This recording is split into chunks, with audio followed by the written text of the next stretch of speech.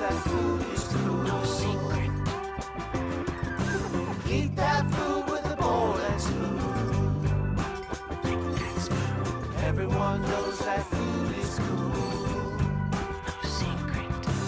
Eat that food with a bowl and spoon. Hi, welcome to With Bowl and Spoon. We are here today with my friend Elizabeth Taylor. Not that Elizabeth Taylor.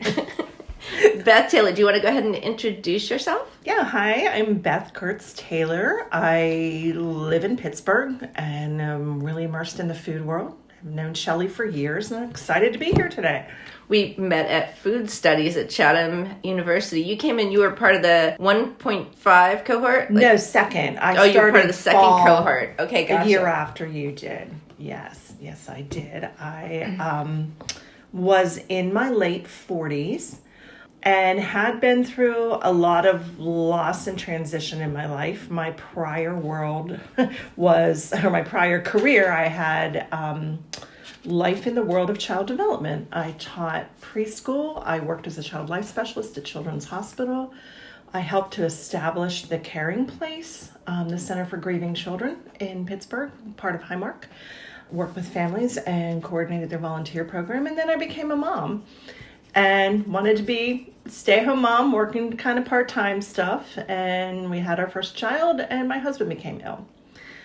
Long story short, after many years in a liver transplant, we'll spare you all of the awful details, but we lost him in 2006. And I decided that I couldn't go back to the work that I did before. I tried a little volunteering with children's, and my son had gone through the grief program that I started. So that was a ironic twist of my life. There were many before even, but something I always loved to do was to feed people. I love to cook. I love to be in the kitchen. I constantly watched food TV when it was good. That's an aside.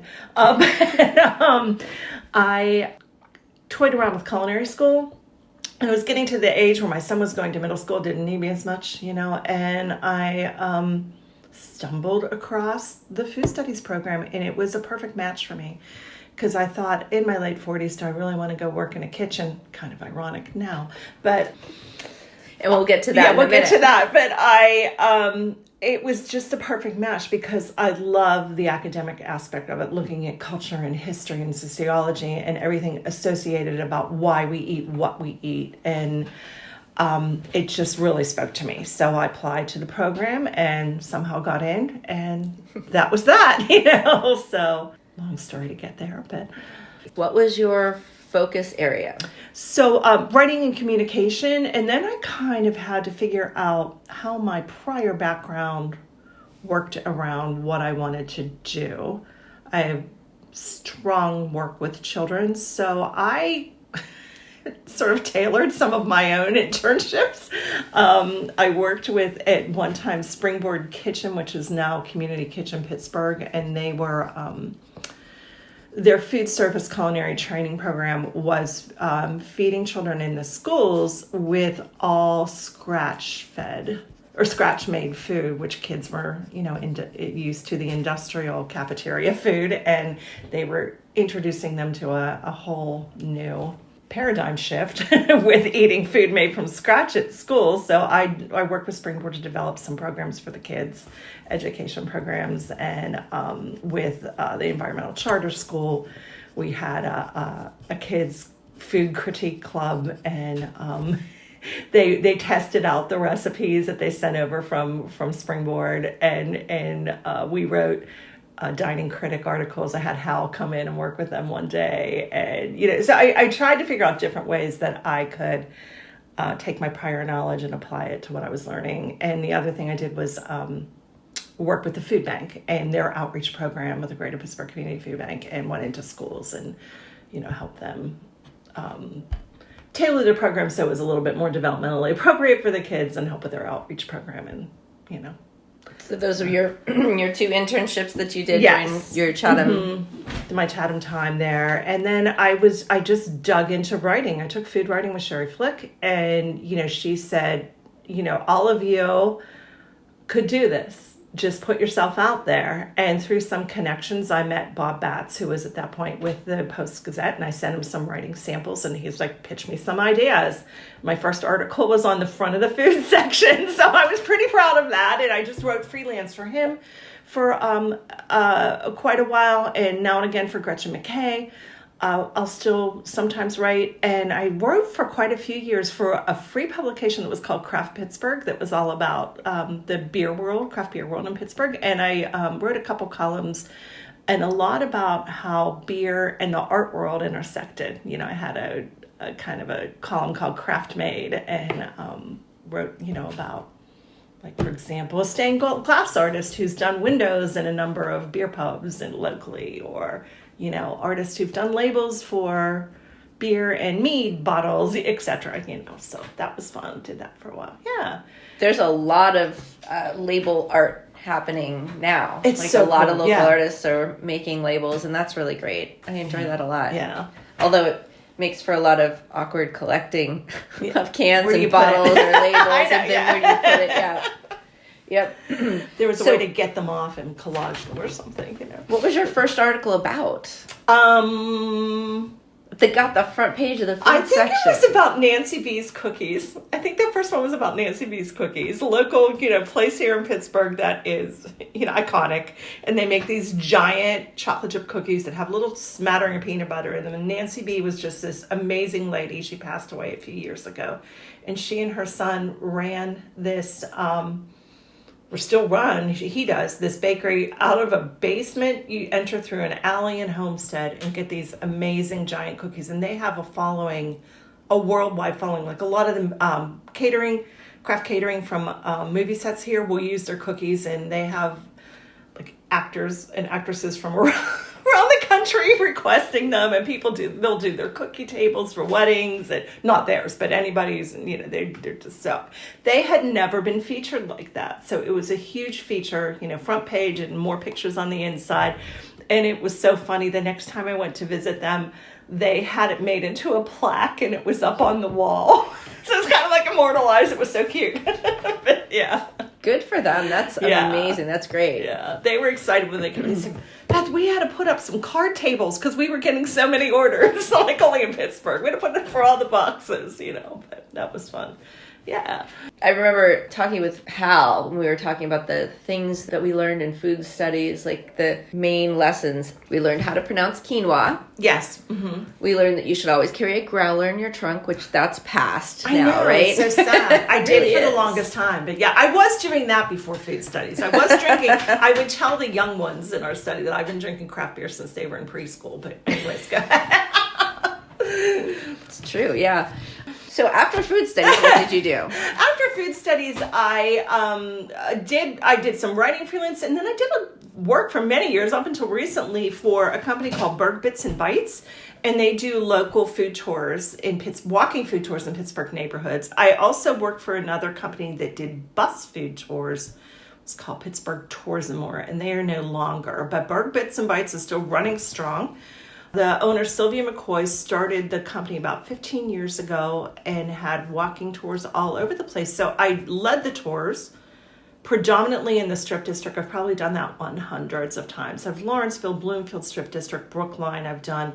But I also helped to write and develop 2 tours in neighborhoods, which was fun, and did some writing for her website, for her blog, etc. So that kept me busy. I've done some food education for a nonprofit called Common Threads, where they do nutrition ed for kids in schools and an after-school program. So I worked for that, you know, freelance for quite a while. And I ran for 3 years a teaching kitchen for the YMCA of Greater Pittsburgh. So that was in the Sampson Family YMCA in Plumboro. And I worked there developing the curriculum, teaching the classes, and maintaining their 7-bed raised bed garden, organic garden. So yeah, that kept me busy. I did that for 3 years. And then I left there and was doing more tours and more Common Threads work steadily for a while. And that's kind of around the time period I met Erica and Chloe. Before we get into Erica and Chloe and that whole scene, let's go back a little bit, because you're doing a lot of, like right now, I came over and you're making applesauce from apples that you got yesterday. Yeah. Do you have a lot of culinary history in your family? Like, have you always been cooking, preserving, that sort of thing? I wish I could say that I did. My mother was a decent cook, but always worked 2 jobs, and had 3 kids plus a bachelor uncle who stepped in, and my grandmother in and out and in the hospital. So she was lucky to put dinner on the table. And she always would say to me, I want you to work on your studies and work, and I was dying to be in the kitchen. Every Saturday when she would be at work, I would invite my neighbor over and get a Duncan Hines cake mix and would make a cake, But home ec in middle school was my favorite class, But I wish I could say that I did all that. A lot of it is self-taught. I've taken classes everywhere you can think of over the years, locally, and the Y Kitchen afforded me the opportunity to be part of the Teaching Kitchen Cooperative. So with that, I was able to attend a number of conferences where there was some culinary training. In fact, one was at the CIA in Napa, which was quite fabulous, So I've always kept up and learned, self-taught, or any kind of class I could get my hands on and learned, So no, I, just always loved reading cookbooks. I loved watching food TV. Like I said, now I watch the Create channel. That's better than the other stuff. Yeah, it's just kind of learned on my own. Did the Serve Safe training, did all of that, can manage a kitchen. And well, you said you watched the food channel and stuff before food studies, and that's what got you into it. So had you done preservation, and have you done fermentation or any of that stuff? No, a lot of that I've done since food studies. Yeah. Oh, wow. Okay. So that launched. I didn't even know what kombucha was when I started food studies, or, chia seeds. I remember that first semester taking that class where everybody brought food. I'm like, what is half of this stuff? But I was fascinated by it and started, doing all of that. And I'm trying to think, preserving, who taught me initially? Might have been Jeannie. Learned some things from Jeannie. But yeah. Fellow food studies. Yes. Yeah. I had learned to make pasta from scratch, and some, I was always trying to figure out something new. I was a decent baker all the way through. Always loved to make a good pie, which a good pie. Leads to your new venture. So Yes. You didn't think you should start a business when you were in your 40s? I didn't think I should go to culinary school because I couldn't envision myself working long hours in a restaurant. So that was it. Yeah. So now, X number of years later, you meet these amazing women and decide to start a new venture. Tell us about that. Okay, so I met Erica through... we were both part of this online food group, and a small cluster of us had started a cookbook book club. So we get together. Now the pandemic has really slowed us down, but we get together like every 4 to 6 weeks, meet at somebody's house, and we all cook recipes from the same book. So sometimes we'll go old school, like Julia Child, or sometimes we'll pick something new and more current, like we've been toying with doing the sous chef cookbook recently. We put out a call. There were 3 of us coming steadily, and we wanted to grow the club more. And this is 4 or 5 years ago. We put out a call that we were doing the cookbook Salt, Fat, Acid, Heat, which was all the rage back then. And all of these people showed up at my door. And this is when I lived out in Westmoreland County, and everybody came, and all these people I didn't even know, and Erica was one of them. And we just hit it off right away. Even during the pandemic, we would swap food and have a social distant meeting and talk and everything else. And somewhere along the way, she started a bakery business, an online bakery business. And she was selling at the Bloomfield Winter Market, and that's where she met Chloe. And Chloe has a business called Crustworthy. Erica's business was Le Beau Gâteau, the beautiful cake. And they were selling next to each other. And Chloe has this tremendous following, does all things wonderful with sourdough. She's a wizard with it. I mean, just beautiful, beautiful, tasty loaves like you wouldn't believe, and pastry and cookies, etc. And Erica does gorgeous, rustic French cakes, pastry, etc. And Erica has an amazing background. She was a writer and recipe developer for Cooks Illustrated when she lived in Boston, and currently still works for Christopher Kimball's Milk Street. So when you turn that on periodically, you'll see Erica. They were talking about opening a bakery together. And I said, hey, did you ever think of what you could do with the bakery in the off time? Because I had run this teaching kitchen way out in Plum. And I know the value of offering to the public experiences today. People are looking for, I would hear that all the time on the food tours.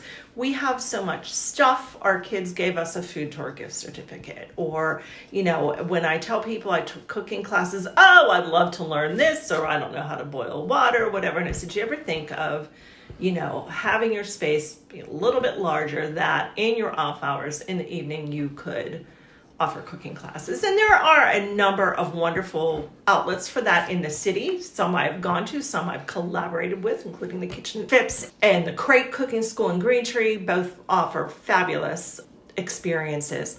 But, they're selling out all the time. And I see even our friends at Enrico Biscotti in their bread making classes, they all sell out, and people are looking for that kind of experience.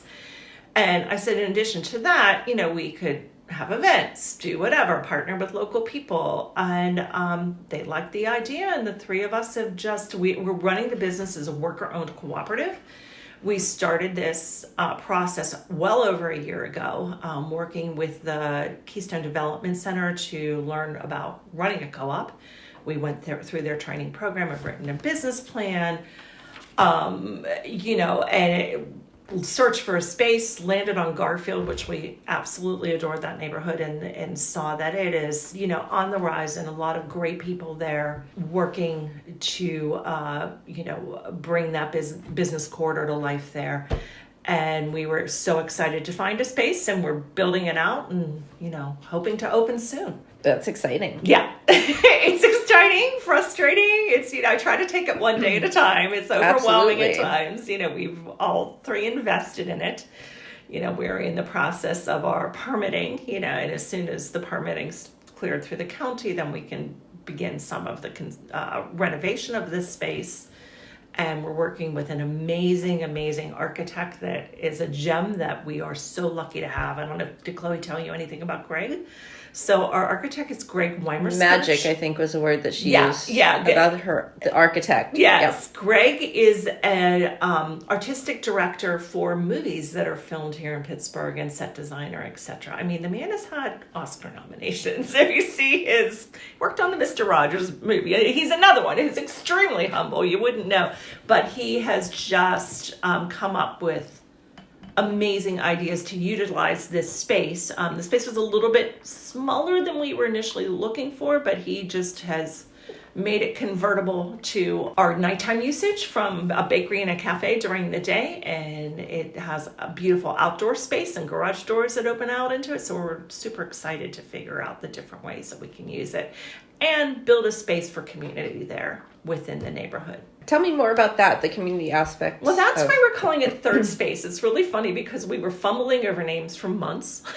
And I think it was Erica found this online questionnaire, how to name your business. And we answered all these questions. And what we said, we want someplace where people can gather, where the community can hold meetings, where we can welcome people and have them feel at home, etc. And I said, it sounds like a third space or a third place. And Chloe immediately went, yeah, that's right. She understood. Erica hadn't heard of the term. So we enlightened her, and it was something we learned in food studies.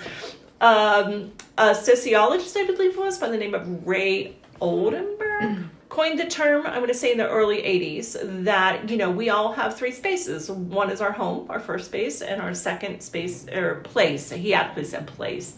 Our second place is work, and our third place is where we gather, socially to find community. And, those kinds of spots help communities thrive.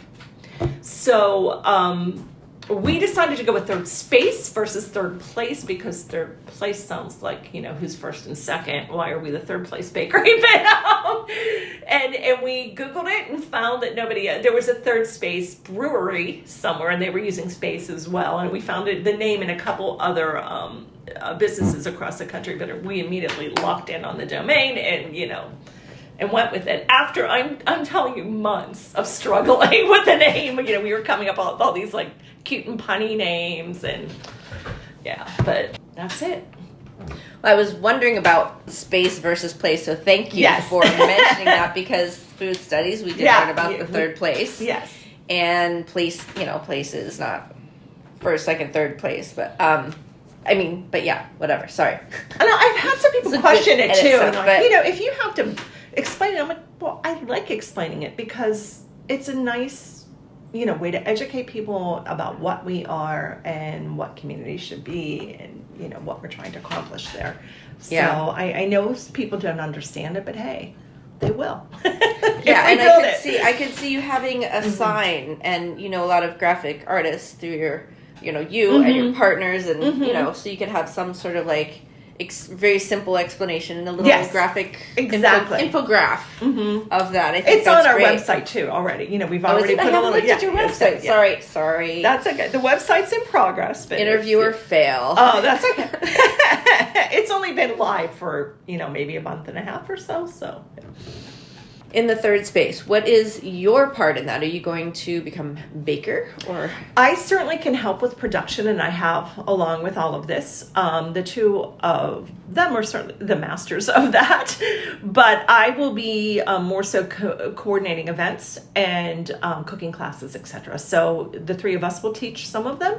We will also have in guest instructors as well. I'm already tapping into, our food studies connections. I talked to Drew over the weekend. He and Hannah to have them do a cocktail class. All the fun, and plus other people we know in the food world, other chefs, etc. And also events. We've already been partnering with a couple businesses in the area. We hired, one of the best things we did, we hired a lovely woman by the name of Mara Rapkin, who is a food studies MBA grad. She did the dual, and she does consulting for startup restaurant businesses, food-related businesses. And one of the wise things, she's been fabulous all the way through. She helped us with our website through the URA GoGo program. And, she's just been brilliant and kept us on track. But one of the early things she said to us, okay, you don't have a space yet, but why can't you be marketing yourselves? We had the name, we had the idea, and that's how we started teaching classes at FIPS. That's how we started doing the pretzel pop-ups, etc. I'm partnering with other businesses and figuring ways to get a following, which has been working very well. So, we developed this fabulous recipe using local grains, spelt flour, and bread flour to make soft pretzels, and that's been a huge hit for the summer and Oktoberfest season. So we've been doing that with Two Phrase and Trace Brewing. We also did a brunch service at Trace for their morning Formula One watch parties that they have Sunday mornings, and just great collaboration within the city already. We've had a number of people and events. Oh, we did Veg Fest. We did Veg Fest too. We had a number of people coming to us and saying, could you vend at our event? We just don't have the time and production space at this point. Chloe's still doing the Bloomfield Market. We'll be starting to do that in November as third space. She's still doing it as Crustworthy, but third space is going to be taking over that space in November. And we'll be doing pies for Thanksgiving and holiday baking, etc., out of the two production spaces that we use right now until we have our space. So we've just, we've been keeping very busy in the middle of finding a space, finding, worker. It's a lot, but it's all come together. So are you hiring? Not yet, but Okay. we will be. We'll definitely need like front of the house people and people to help with events. Yeah, because put out an event is a big undertaking, from the planning to the grocery shopping to the setup to the cleanup, so at the very beginning we'll be hiring those positions. But as we are a cooperative, we are hoping that we'll attract people that will want to work for us full time and invest in the business as well. And, we are developing what that's going to look like. Right now, at this point, we're saying that, if people were interested in working and kind of apprenticing with us after a 6-month trial period or so, they can decide whether they want to buy in and become worker owners with us.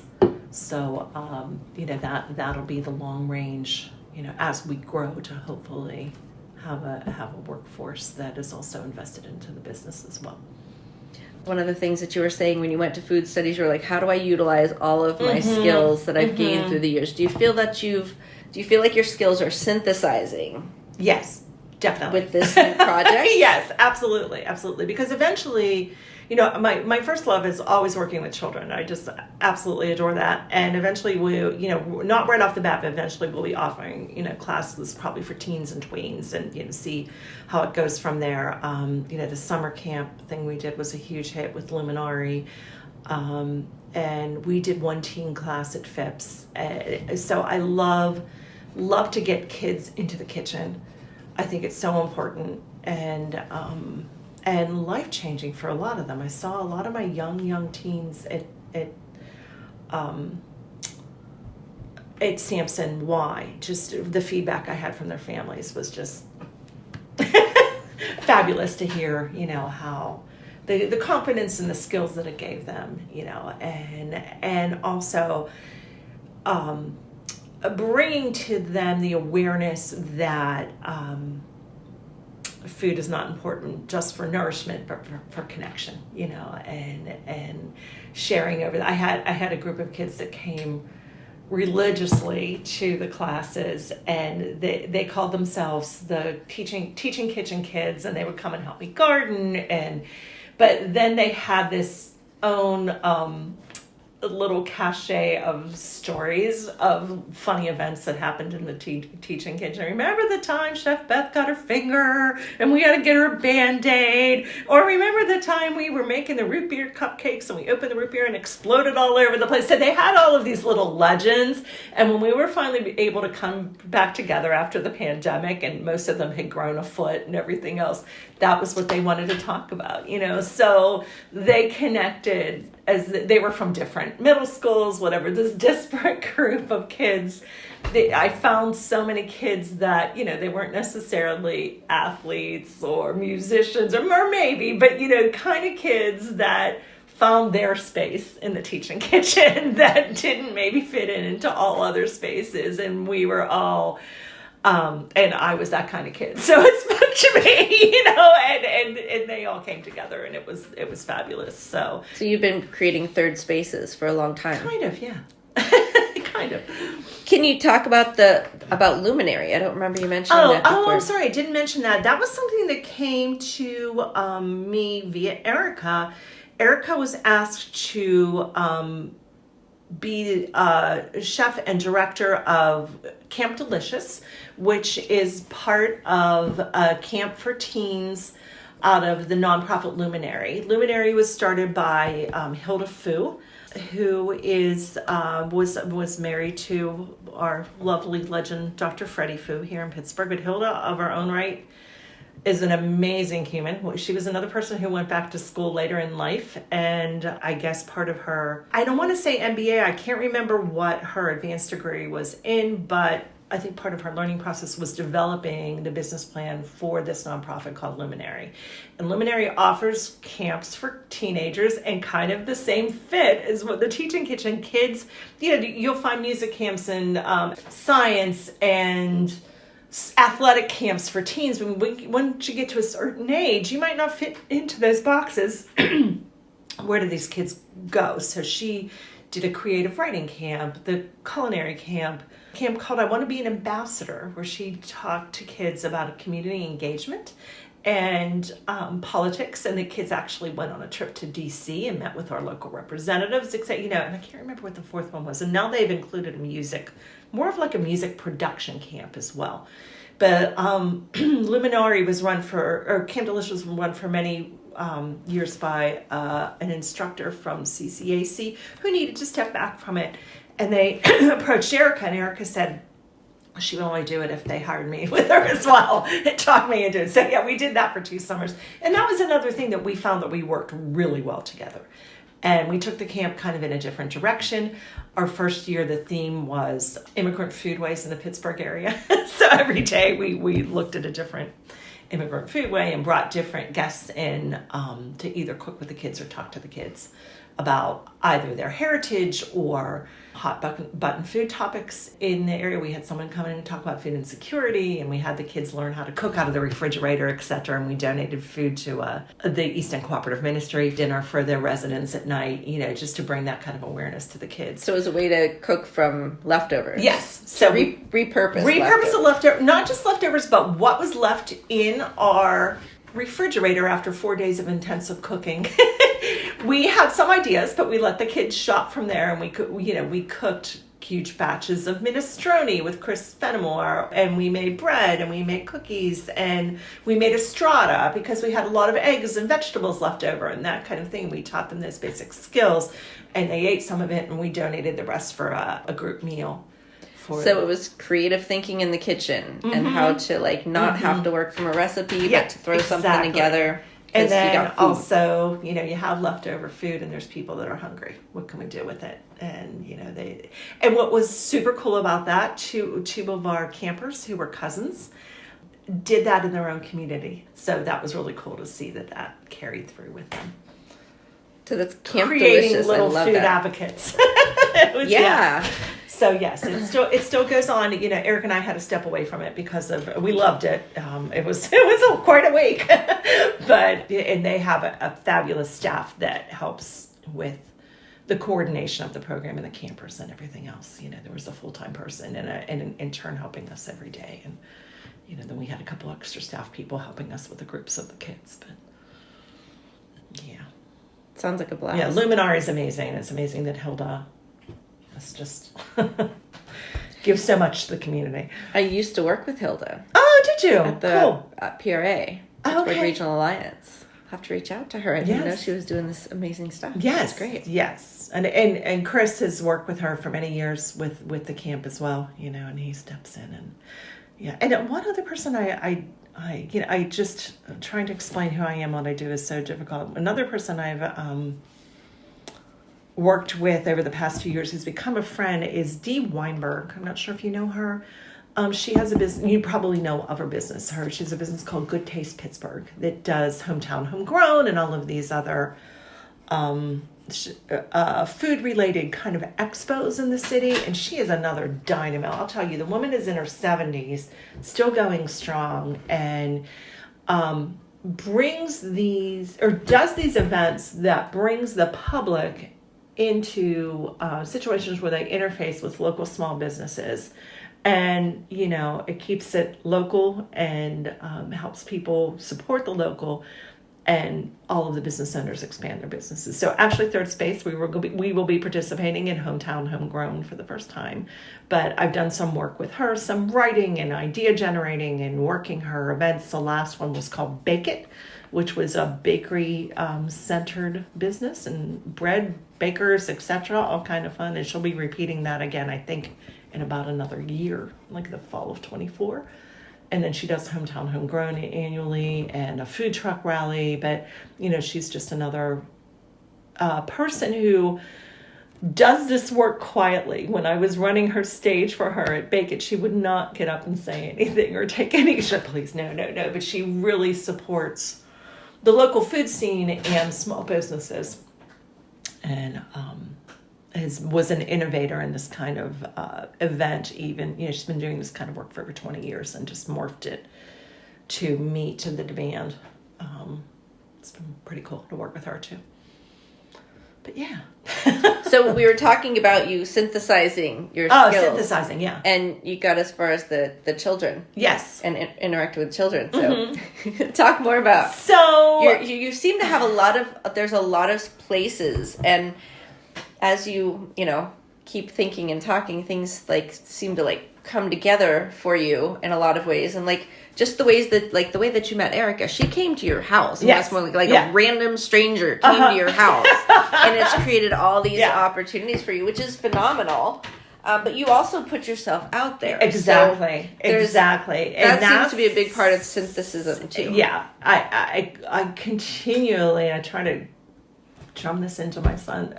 The connections you make are so important, and putting yourself out there. There's been times when I've hit a wall in a difficult situation, and I just continued to push myself out the door and get out there and meet people and connect with the people that I've met through food and through, even the kid world, and just keep pounding the pavement. It has to be so important, and just realize what you can bring to other people and what other people can bring to you. It's a two-way street.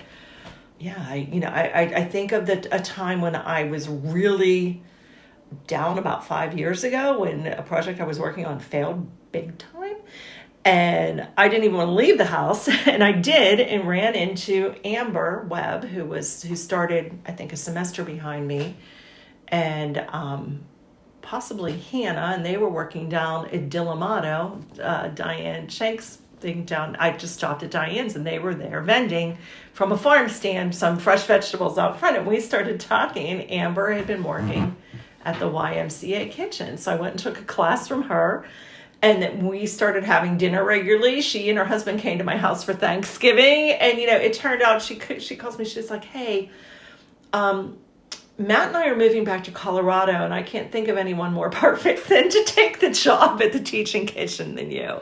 It's going to be about 4 months down the line. I'm not ready to give my notice yet, but what do you think of it? The job was 20 minutes from my house. It was part-time. But I'm like, okay. And I'm still doing tours and some writing and other things, but then that got me to the next level. So, yeah. Always make those connections, and hopefully Third Space will be a place where people can, do that. That's what keeps us going and builds our community and strengthens it. You are an embodied Third Space. Why, thank you. Seems to be. So let's go back to food studies for a minute. Okay. It was a pretty pivotal time in my life, yeah. And I'm assuming, it was a completely immersive experience. Mm-hmm. What are some of the lessons learned from food studies that really shifted your thinking, a little or a lot, whatever? Besides how to pronounce quinoa. No, I want to say that there were feelings or thoughts that were swirling in my mind or in my gut that with the education we received, they're kind of coalesced too. I will say too, I kind of found my tribe. How to say this delicately.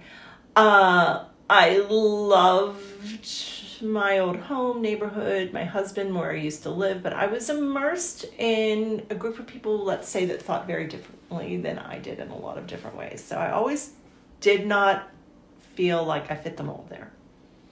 And when I came there and there were people that said, oh, I heard this on The Splendid Table and this show on NPR and around the same time too. My son and I joined a Unitarian congregation. So there were all of these little happenings that made all of those thoughts and gut feelings and everything kind of coalesce that, hey, this isn't right, what I see, and what I felt about food or what I felt about politics or food insecurity. I remember the first night of class with Mim talking about, I can't remember what that class was called, first semester, when we focused on, we had to go work at a food pantry. There was food access? It was food access. Okay. Food access, and I'm thinking, there were those two core classes. There was food access and food ways or food systems. Food systems, where we had to write the commodity chain analysis. Mm-hmm. Yeah. But food access, and Mim was talking, and I'm like, oh my gosh, all of these thoughts that I had about food and food waste and just learning about all of that and the importance of it, kind of things I had already been doing and recognizing and not knowing how to articulate. The program gave me the language for that and the realization of my own privilege and how I could help other people. I was already doing it in certain ways and in other fields, but in the background was always food. When I worked at Children's and when I taught special needs preschool, I cooked with those kids all the time, and then when we ran the grieving center, the importance of these families who were in the depths of a horrible situation, being able to come to this support program that was free and sit down and have dinner together and not have to worry about it that night, even if it was just subs or pizza, just that time they met in this big assembly room and interacted with each other, and the kids ran around and played, and the parents could take a deep breath and, have a little bit of normalization. All of it in the background was always food for me. And this brought it all together. If that all makes sense. Is that it? That's totally, absolutely. I was thinking some of the same things. Mm-hmm. The privilege, I think, primarily was, checking my privilege and realizing that one of the things when I worked on a farm, I worked up at Mildred's daughter's farm, and I would think, why aren't people, doing a working share? It's only 5 hours a week, which is, in farm time, a lot of time, sure. FYI. Oh, yeah, I was that's completely exhausting. naive about it, but I think my evolution as a person, as a human, and as I want to say scholar, but I still don't see myself as a scholar. my evolution as a human in the world was really solidified with the food studies program, and just all of the stuff that I was made aware of. Absolutely. Privilege was a huge one that you kind of knew in the back of your head, that just didn't sit right with you, but they're like, oh yeah, that's right, light bulb moment. And one of the hardest things I think in my life now is to not treat everybody else who doesn't have this knowledge as an idiot. Oh my gosh, yeah. Oh, Eric and I talk about that all the time. Yeah. I probably want to include this in the podcast, but yeah. I mean, it's so hard to, when you know this stuff. Exactly. It's so hard to not get angry that people aren't aware of this and that they aren't outraged by this. Yeah. More. Yes. And then, the communication, you're obviously a better communicator than I am, as you're a better writer. I do not enjoy the writing process. I enjoy the talking process, but not so much the writing. I don't always enjoy it either. I must be honest. That's why I don't do more of it, because it takes everything in me to sit down at the computer and write. Yes, I need an editor. I need a ghostwriter. I need help with these things. If I ever make money on this podcast, those are the two things that I will outsource. I would ghostwrite for you. Yeah, that's I've done that. But I've done a lot of editing for some people that wanted to blog, etc. And I'm like, but sometimes, and then when I take the time to do it, I'm like, damn, that was good. But it's a lot to pull it out of me. It is. Calming down the brain, and the focus is, But taking all of the information that we gained in food studies and being able to relay that in a concise way I don't think it's possible. No. But bits and pieces, and that's why I'm doing this podcast, is so that we can share some of those insights that we've gotten. Yes. I'm not just interviewing food studies people, but just insights about sustainability and about how we went from where we were to where we are today and that sort of thing. But food studies was really a pivotal part of that. It's kind of like checking our privilege in a different way, kind of, our privilege to have that education that not everybody has had. And you come across extremely intelligent people and you're thinking, why can't you get this? But then you think, well, no. I immersed myself into that field, and I continue to, and so it's my job to gently explain it without too much sarcasm or what but the if anyone knows me, gently, I know you, gently is not my approach. I'm very direct, and I don't mean to be rude, but I don't have a filter. Yeah, and I found a lot of opportunity to do that on food tours. That I would interject little. Oh, that's nuggets nice. Of knowledge of, That's interesting. Yeah. How did that happen? So you're doing these tours with people that are paying you to walk them around businesses that already exist. So at that point, I'm thinking there's a little privilege there. Yeah. To be able to do that. Exactly. So how did you intersperse some food studies in that? What always came across probably on every tour was the importance of supporting the local small businesses and, how the money stays in, how the food is fresher, how they have a specific knowledge base that they are sharing with us that you're not going to find. And I made the mistake. I won't say the name of the big corporation or the big grocery chain around here, but I had a private tour of, I can't remember what the business was. It was a team building event for this tour.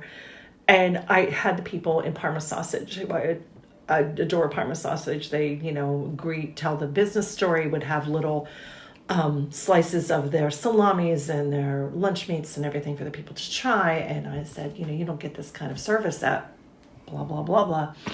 And here that business was a client.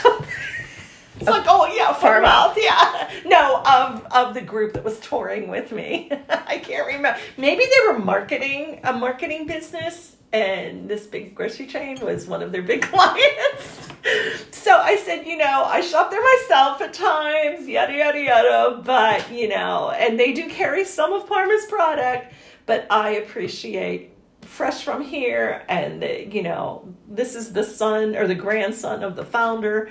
And hearing that story and getting it, right from here and that kind of a thing. Yeah. But, I would get those kind of, trying to think of other examples right off the top. But, well, that was one where you kind of put your foot in your mouth. Yeah, but no, but I would often use that or an example of the service is better with the smaller business, yes, more local business. Yeah, not even just the service, but again, the community, the third space. And this is still like a little right now for me. But one of the places that drove me in this direction, and is one of my favorite spots on this trip, is the Enrico Biscotti Bakery and Cafe. And, after my husband died, well, I always shopped there for ages, always went to the strip. And, from the time my son was a toddler, made friends with the people there and the owner. But that place is definitely a third place. I always wanted to have a spot like that, and I would take the people in for their biscotti, but I would also take them back into the cafe. It was really part of the tour. And I'm like, here's this little slice of heaven right here in the strip that is like European and fabulous. And you're watching the food made. This was the first wood fire oven in the city. You get a pizza made in 90 seconds and the people are so passionate and welcoming. I said, you come here once, they welcome you. You come here twice, your family. And, and so highlighting businesses like that always was fabulous as well. And seeing what they did and continue to do there even after their horrible loss was really something that I wanted our space to be as well.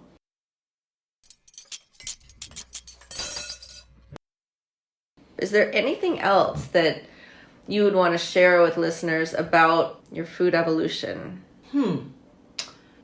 What's really interesting, as much as I love to have people around the table and cook for everybody else, I don't cook for myself very well.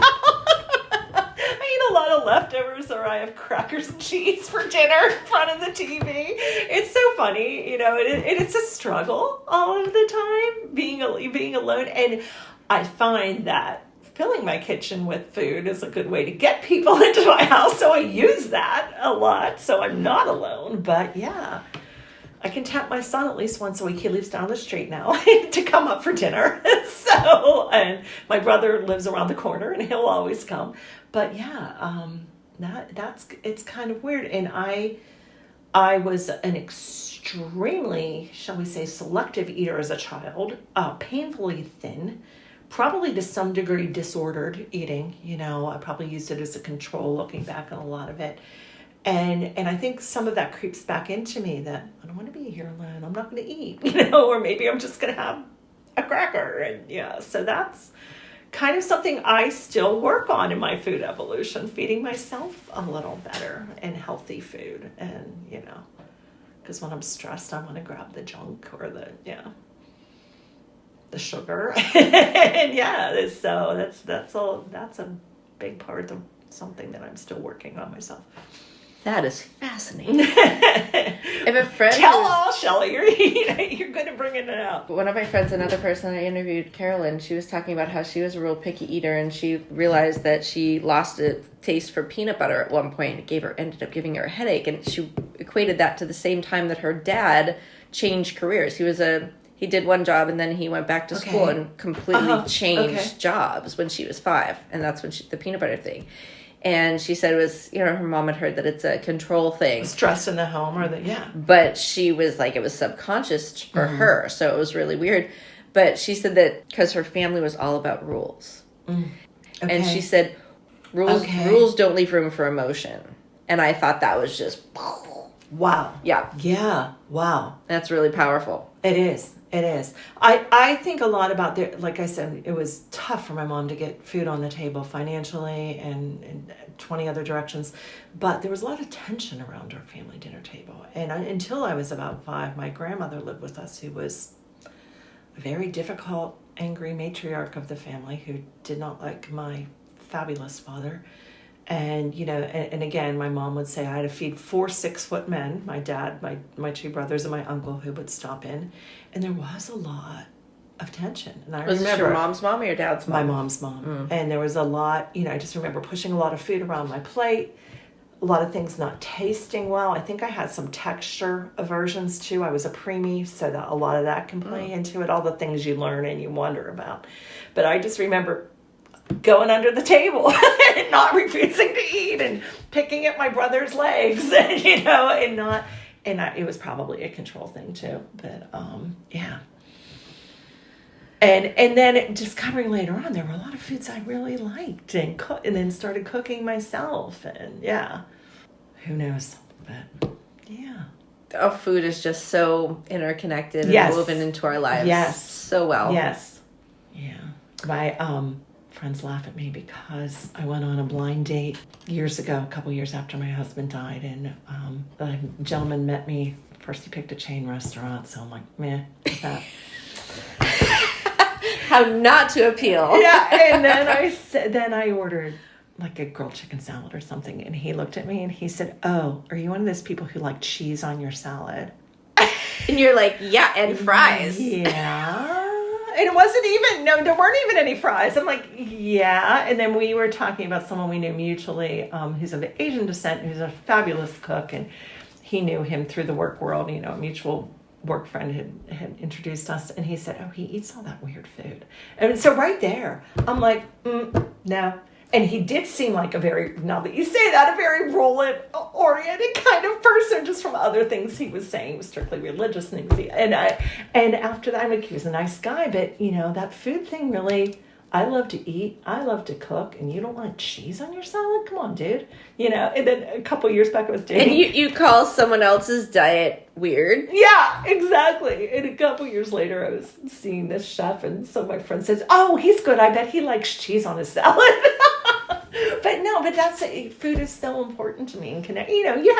Everybody has likes and dislikes, and that's fine. But it's how you handle it, and how being willing to try things and take your, as we said in common threads, thank you bite, and exactly. But no cheese on the salad.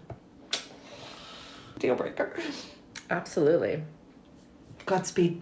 I'm very fortunate to have a partner who has been with me on every step of the journey. You've met Brett, oh, absolutely. Right? I've been to your home. Remember we were going to the mayoral candidate kickoff that night? Yeah. I was, But it way was, back when.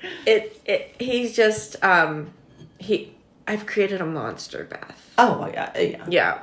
Yesterday he made, like I told you, he made that chutney. And he simmered it for 3 hours. He follows recipes. Sometimes he doesn't follow recipes, which is good. fine. Yeah. And he alters things, but he does like rules. But yeah, he sometimes I have to be like, can you not cook something tonight so that we can catch up on what we've already got? What's in the fridge? Yeah.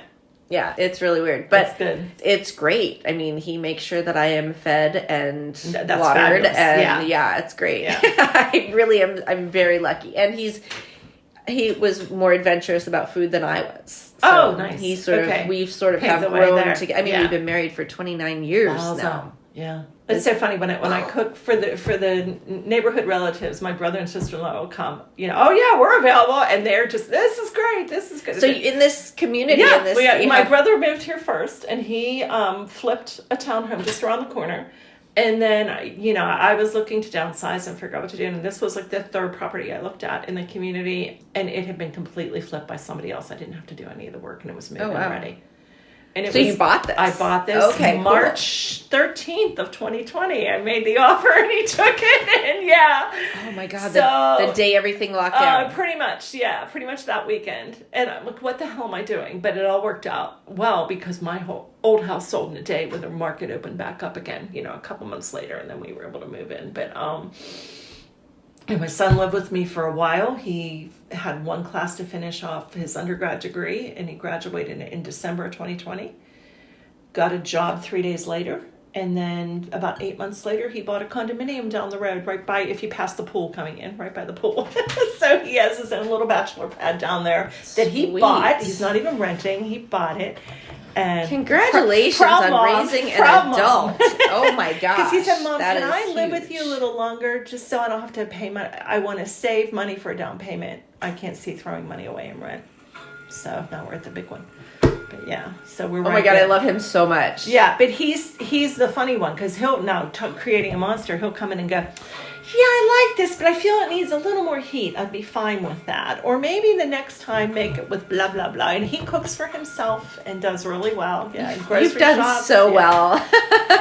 Congratulations. Thank you. I'm very proud of him. He's an amazing young man. But, you should be very proud. You all remember when he was like this big and Hal was tying his tie for him. But so lovely. Yeah, he's pretty special. Okay, so is there anything that I haven't asked you about? Are there any questions that you think I should be asking my interviewees? Think so. No, Okay. I mean, I think you had a lot of good to start with, and then you let other questions flow from that, which is kind of the way I do an interview. I understand. Yeah, Okay. It was, very fun. No, just everybody come to Third Space. It's going to be fabulous. We're really excited about it, and the already the following that we have and the enthusiasm. So, yeah. Very smart to build your following before you open. Yep. It's going to be on Penn Avenue in Garfield, Penn and Aiken, I believe. Penn and Aiken, 5349. It's the space that was formerly Spork Pit. So, Beth, thank you so much for being a guest on my podcast. Oh, you're welcome. It was my pleasure and so much fun.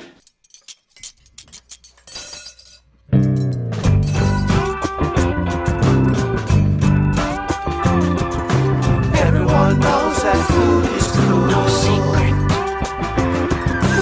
Eat that food with a bowl and spoon. Everyone knows that food is cool. No secret. Eat that food with a bowl and spoon. With Bowl and Spoon is written, produced, and hosted by me, Shelley Danko Day. Copy editing by Carolyn Ristow, details reviewed. Original theme song was written and performed by Paul Labrise and Friends. You can listen to With Bowl and Spoon anywhere you get your podcasts. Follow us and send us questions or messages on Facebook and Instagram or on our website, withbowlandspoon.com. Thanks for listening.